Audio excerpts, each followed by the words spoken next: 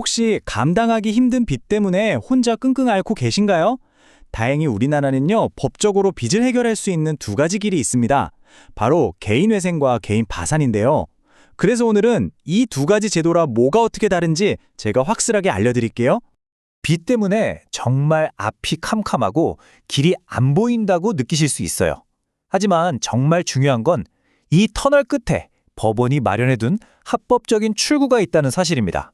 네, 지금 화면에 보이는 이 질문, 빚 때문에 숨 막히시나요? 아마 많은 분들이 고개를 끄덕이실 텐데요. 다행스럽게도 법원에서는 이런 어려움에서 벗어날 수 있도록 공식적인 해결책 두 가지를 마련해 두고 있습니다. 이 두 제도는 빚에서 벗어나게 해준다는 목표는 똑같아요. 하지만 그 과정이나 접근 방식은 완전히 다릅니다. 그래서 이 차이를 아는 게 정말 중요해요.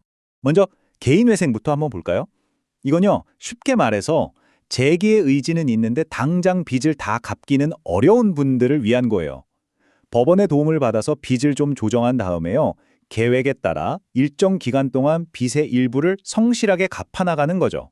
일종의 재활 프로그램이라고 생각하시면 쉽습니다. 다음은 개인 파산입니다. 이건 소득이나 재산이 거의 없어서 도저히 빚을 갚을 능력이 안 되는 분들을 위한 어떻게 보면 마지막 선택지라고 할 수 있어요. 지금 내가 가진 재산을 모두 정리해서 채권자들한테 나눠주고 남은 빚은 아예 싹 다 없애주는 거죠. 말 그대로 제로에서 다시 시작하게 해주는 제도입니다. 자, 이렇게 두 가지 길이 있습니다. 그럼 둘 중에 나한테 맞는 건 뭘까요? 바로 이 질문에 대한 답을 찾는 게 오늘 설명의 핵심이라고 할 수 있습니다. 자, 이제 제일 중요한 부분입니다. 이게 되게 복잡해 보이잖아요. 근데 사실 아주 간단한 질문 딱 하나만 던져보면 답이 나옵니다. 바로 이 질문입니다. 앞으로도 계속해서 돈을 벌 수 있는가? 네, 이 질문 하나에 모든 게 달려있다고 보시면 돼요. 이 대답에 따라서 여러분이 가야 할 길이 개인회생이냐, 개인 파산이냐 딱 정해지거든요.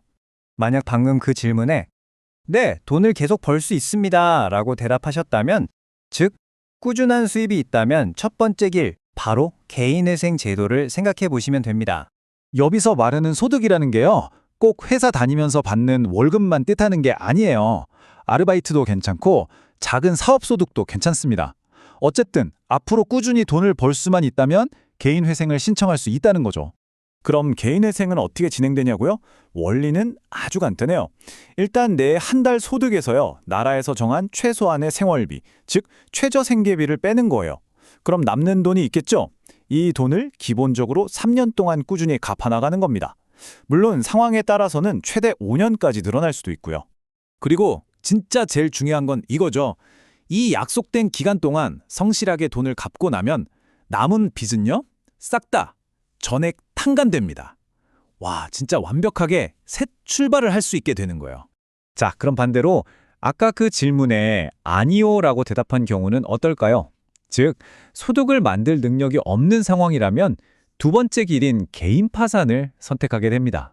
이건 소득이 없는 건 물론이고 뭐 딱히 팔 만한 재산도 거의 없는 분들을 위한 길이에요. 그러니까 갚기 싫은 게 아니라 정말 갚고 싶어도 현실적으로 갚을 방법이 아예 없는 분들을 위한 제도인 거죠. 개인 파산의 핵심은 이거예요. 내가 지금 가진 재산을 전부 다 꺼내서 이걸로 빚잔치를 하는 겁니다. 그리고 그걸로도 못 갚은 빚은 법원이 그냥 그 자리에서 바로 전부 없애주는 거예요. 진짜 말 그대로 리셋 버튼을 누르는 거죠. 다만 이건 꼭 아셔야 해요. 개인 파산은 장점만 있는 건 아닙니다. 파산 선고를 받고 나면 일정 기간 동안 신용카드나 대출 같은 금융거래가 좀 어려워지고요. 일부 직업은 가질 수 없는 등 일시적인 불이익이 따를 수 있다는 점은 반드시 기억해 두셔야 합니다. 자, 그럼 지금까지 이야기한 내용들 한번 표로 깔끔하게 정리해 볼까요? 두 제도가 어떻게 다른지 한눈에 딱 들어올 겁니다. 가장 큰 갈림길은 역시 소득이죠. 꾸준한 수입이 있으면 갚아나가는 회생의 길로, 소득이 없으면 정리하는 파산의 길로 나뉘는 겁니다. 그리고 이 방식의 차이가 결과의 차이를 만들죠. 회생은 계획대로 갚고 남은 빚을 탕감받는 거고, 파산은 지금 바로 모든 빚을 면제받는다는 거.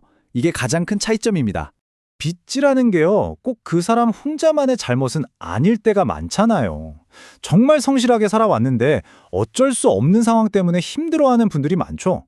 이 제도들은 바로 그런 분들을 위해 있는 겁니다. 이건 실패가 아니에요. 다시 일어설 수 있는 소중한 기회입니다. 자, 오늘 설명 들어보시니까 두 제도의 차이점이 확실히 이해되셨죠? 여러분의 상황에서 새로운 시작으로 가는 길은 과연 어느 쪽일까요? 오늘 이 정보가 그 첫걸음이 되었으면 좋겠고요. 가장 중요한 건 혼자 결정하지 마시고 꼭 법률 전문가와 상담해서 본인에게 가장 좋은 길을 찾으시길 바랍니다. 제가 응원하겠습니다.